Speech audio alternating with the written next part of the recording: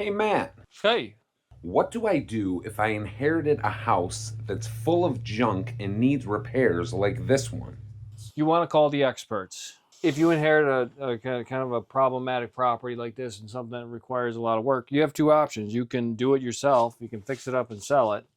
Most people don't have the time, the resources, the patience to deal with it. Yeah, a house like this for somebody, if they inherit it, this could be a liability for them.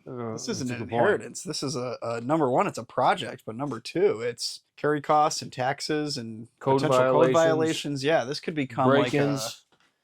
right. Yeah, this could become a liability more than anything. Matt Reitz, Hey, what renovations can a seller make to improve the cash value of their home? I'm glad you asked that to me today. I want to give you an example right over here of a type of renovation that will increase the dollar value when you go to sell.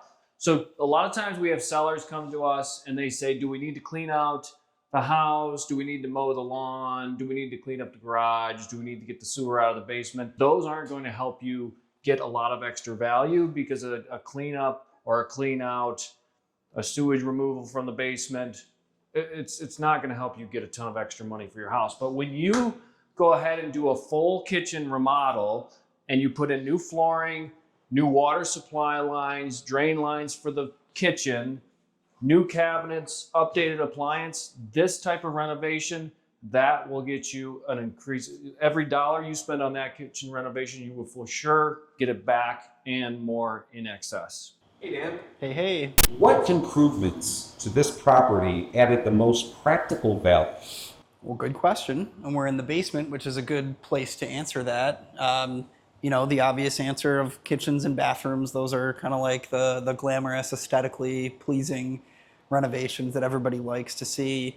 But in terms of practicality and functionality, your mechanical systems and your structure are big ones. You've got like a new roof, basement walls. These basement walls, I don't think we had any massive water issues here, but you can see that the floor was sprayed. This is a nice durable coating on the floor. We dry locked the walls so that you're not going to get any moisture. We also updated all the building mechanicals. So the electrical panel, the furnace, and the water heater. Those are, again, not super glamorous things, but if you've got a brand new furnace, that's going to be good for 10, 15, 20 years. Your water heater, same thing, 10, 15, 20 years. And electrical panel, same thing.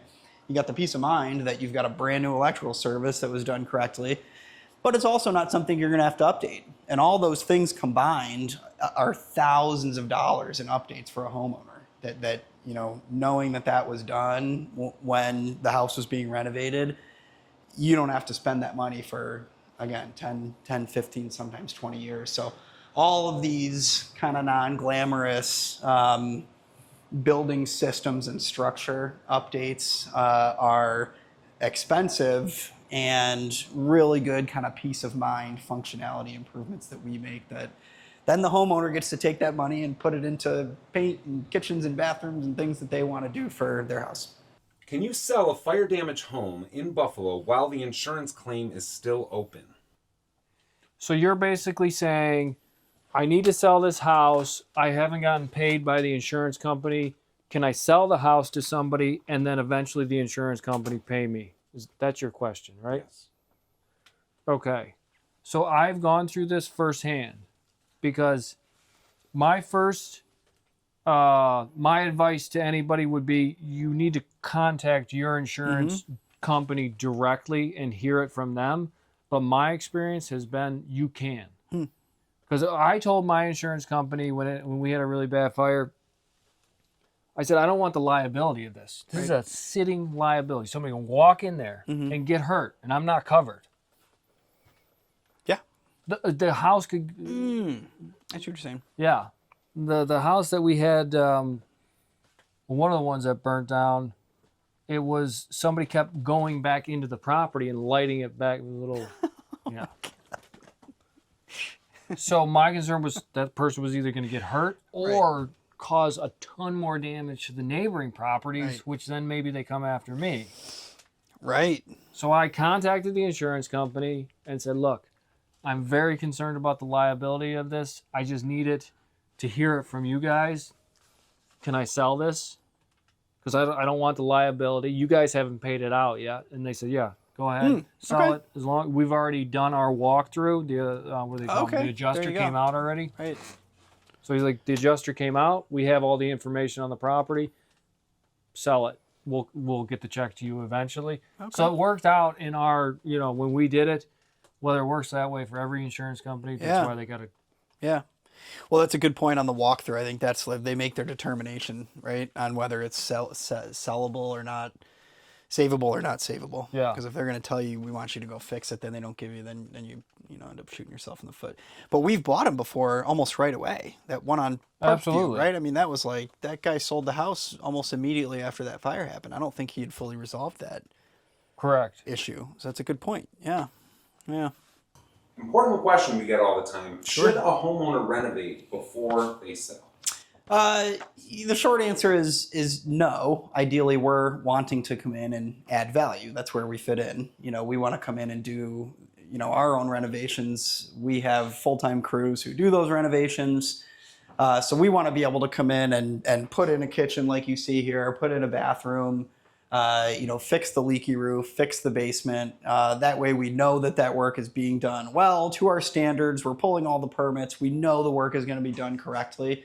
And again, that's really where we're adding value, is where we're able to come in, do that work, and then sell the house. So for a homeowner to spend all of that time and effort and money selling the property, that's not the ideal fit for us. And, we're likely not going to be as competitive as we're a real estate agent or an on MLS market buyer would be. What would you tell a Buffalo homeowner who just had a house fire and they don't know whether to rebuild it, list it, or sell it as is? I think it depends on, what's their insurance company saying, right? Is it savable or is it not savable? That's the important thing, right? Because if they're saying it's savable, you don't have a choice. You have to go then navigate that, or you have to take the lesser payout from them. If they determine it's a total loss, you have to determine if you want to go through the headache of rebuilding a fire damaged house. It's a ton of work. For a professional, experts who do this all the time, it's a ton of work. So your average homeowner, I don't think, wants to deal with that. I would make the case to, a seller who recently had a fire. If they asked me that question, I would strongly make the case to them that if your house is not savable and your insurance company is paying you out, we'll give you a good offer and you can walk away. We'll rebuild this, but it's going to take us 6+ months to do the renovation. So yeah, I would strongly encourage your average homeowner, if you had a fire, an unfortunate fire, you sell it to somebody who's experienced at navigating that long, hard process. Like, if they were fully fire insured, you can take your whole fire insurance check, put it in your pocket, and then sell it to you guys? That's a great point. Dan, you want to take that? Yeah, so yeah, essentially yes, but there's a couple caveats. So it all depends. If you're fully insured, it all depends on what your insurance company determines. Is the house savable or not savable? Is it essentially compared to cars? Is it totaled, right? Is the house totaled? So the insurance company is going to come look and make the determination. If if the house is not savable, so a total loss, yeah, they're going to give you a check for the replacement value of the house. Look at your policy and see what that is. They'll give you a check, and then you do what you do. They can go sell it to us for $50,000. So they get their replacement value plus the cash that they can then sell the house for, or you fix it up yourself. You do what you. And if it is savable, if the insurance company determines the house is savable, then they're gonna essentially start giving you money as you repair, right? It's like a construction loan. Hire a contractor and it's going to cost us $200,000 to repair.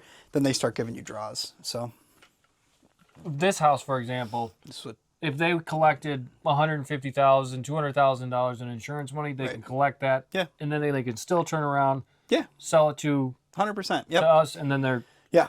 taking the additional money on top of the insurance Absolutely, yeah. So if your house is a total loss, in a weird way that benefits you as a seller, because you can take all those proceeds. And then if it is savable, then yeah, you get a portion of it. So they'll give you a portion, a third of it, and they can still go sell it, but they're not going to give you all the money because they want you to repair it then, right? And there's companies that help people navigate that. I forget the NFA or something like that. There's a company that comes as a third-party insurance adjuster company that'll kind of fight for you to navigate that. And they essentially try and argue that it's not savable because for most people, they don't want to have to navigate having to repair a fire damaged house. A lot of work. It's a lot of work. Yeah, your average homeowner doesn't want to deal with that.